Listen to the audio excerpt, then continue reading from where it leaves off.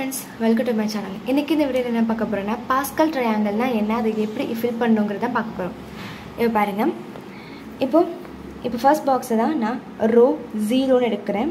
Row 0 இது வந்து row 1. இது ரோ 2 and இது ரோ 3. இது ரோ 4 இது வந்து ரோ 5.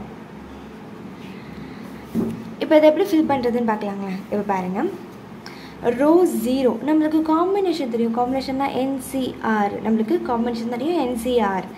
இப்போ நான் என்ன பண்ண போகிறேன்னா 0C0 இந்த மாதிரி NC0ன்னு வந்தாலே ஆன்சர் 1 தான். ரோ 0க்கு நான் 0 தான் Nல எடுக்கணும். அதாவது இது nth டேர்ம் வந்து 0ன்னு எடுக்கணும். இது வந்து நம்ம ஆர்டர் வைஸ் ஃபர்ஸ்ட் 0 எடுக்கணும், 1 இங்கே 1 நான் ஃபில் பண்ணணும். எனக்கு வேறு பாக்ஸ் இல்லை, இந்த பாக்ஸ் ஃபில் ஆகிடுச்சு. ஃபர்ஸ்ட் ரோ எனக்கு ஃபில் ஆகிடுச்சு. இப்போது ஃபர்ஸ்ட் ரோ 1ஓட காலம் எப்படி ஃபில் பண்ணுறதுன்னு பார்க்கலாம். ரொம்ப ஈஸி. இப்போது இதே மாதிரி Nக்கு பதிலாக 1 போட்டு 1C0 is equal to 1 தானே. ஸோ ஃபஸ்ட்டு பாக்ஸில் 1. இன்னொரு பாக்ஸ் இருக்கே, அது எப்படி போடணுன்னா ஒன்றுமே இல்லை, 1C1 0க்கு அப்புறம் 1 அப்படியே போட்டிங்கன்னா ஆன்சர் இதுக்குமே 1 தான் வரும். ஸோ 1 இப்போது 1 வந்துச்சு பார்த்தீங்களா. இப்போ அடுத்து ரோ 2னா NC equal to 2 அப்படின்னா 2C0 is equal to 1 நம்மளுக்கு தெரியும். அப்போது இங்கே 1 ஃபில் பண்ணணும். இப்போது 2C1 அப்படின்னா 2. அப்போது இங்கே ஃபில் பண்ண வேண்டியது 2. அதே மாதிரி 2C2 ஃபில் பண்ணிங்கன்னா ஆன்சர் 2C2ஓட ஆன்சர் மறுபடியும் 1 தான் வரும். ஏன் நம்மளுக்கே தெரியும் 2 into 1 divided by 2 into 1 தான் மறுபடியும் வரும். ஆன்சர் இதுக்கு 1 இல்லை, ஃபுல்லாக கேன்சல் ஆகிடும். அப்போது 1.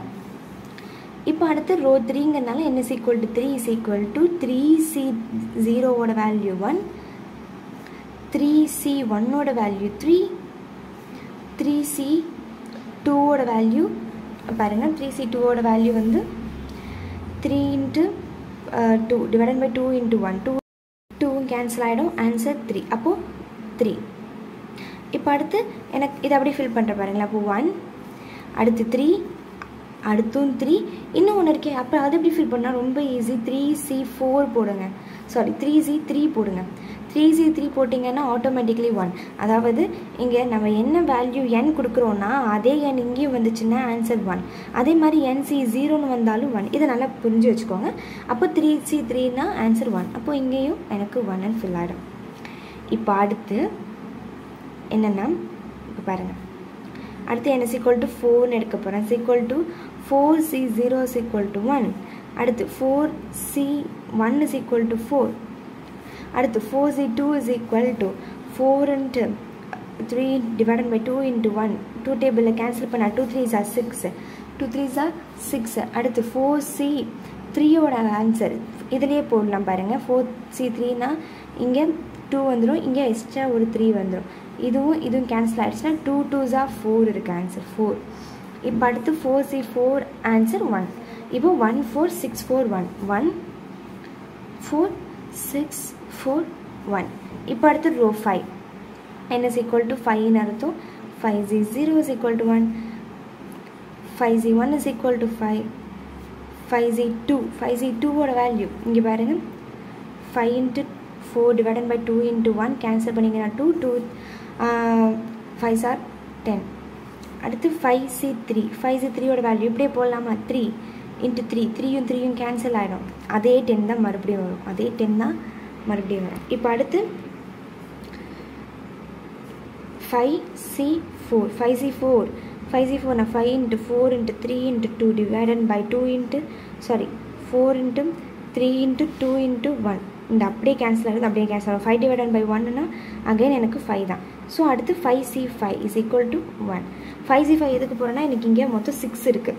ஸோ 0லேருந்து ஆரம்பிக்கும் போது எனக்கு கரெக்டாக இருக்கும். அப்போ 1 அடுத்து 1 5 10 10 5 1 5 10 10 5 1.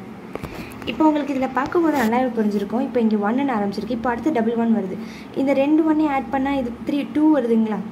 இப்போது அதே மாதிரி தான் 2 இந்த 1 விட்டுருங்க. இதே மாதிரி 2 + 1 2 + 1னா 3, 2 + 1 3, 1 + 3 4, 1 + 3 4, 3 + 3 6 வந்துருச்சா?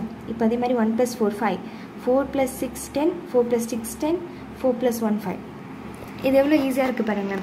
இதே மாதிரி தான் பாஸ்கல் ட்ரையாங்கிளை ஃபில் பண்ணணும். இதே மாதிரி இது ரொம்ப ஒரு மாதிரி மேஜிக்கலாக இருக்கும். ஏன்னா இது வந்து நீங்கள் பார்க்கும்போதே உங்களுக்கே தெரியும். என்னென்னா இப்போ பாருங்கள், இங்கே 1 இருக்குது, இங்கே 2 இருக்குது, 3 இருக்குது, அப்படி இங்கே ஃபுல்லாக 1 1னா அடுத்து 1 2 3 4 அப்படின்னு வருது. ஏன்னா நம்மளுக்கு அங்கே 5, அதாவது இங்கே வந்து 2C1ன்னு போட்டிருப்போம், இங்கே 3C1ன்னு போட்டிருப்போம், இங்கே 4C1ன்னு போட்டிருப்போம். அதனால் அப்படியே வந்துடும். இப்படி தான் பாஸ்கல் ட்ரையாங்கிள் வந்து காம்பினேஷனோட சேர்ந்து உங்களுக்கு இதாகுது. இதை வச்சு தான் ஈஸியாக பைனாமியல் தியரமும், அதாவது பைனாமியல் எக்ஸ்பான்ஷனோட ஃபார்முலாவும் ஈஸியாக உங்களுக்கு வந்துடும். இதே ஃபார்மேட் தான். இந்த மாதிரி புரிஞ்சு படிச்சிங்கன்னா உங்களுக்கு ஈஸியாக மெமரைஸ் ஆகாமல் உங்களுக்கு ஈஸியாக அண்டர்ஸ்டாண்ட் ஆகும். ஸோ மெமரைஸ் பண்ணி படிக்காதீங்க. இதே மாதிரி அடுத்த டாபிக்ஸை அடுத்த வீடியோவாக அப்லோட் பண்ணுறேன். லைக் பண்ணுங்கள், ஷேர் பண்ணுங்கள், கமெண்ட் பண்ணுங்கள், சப்ஸ்கிரைப் பண்ணுங்கள். தேங்க்ஸ் ஃபார் வாட்சிங்.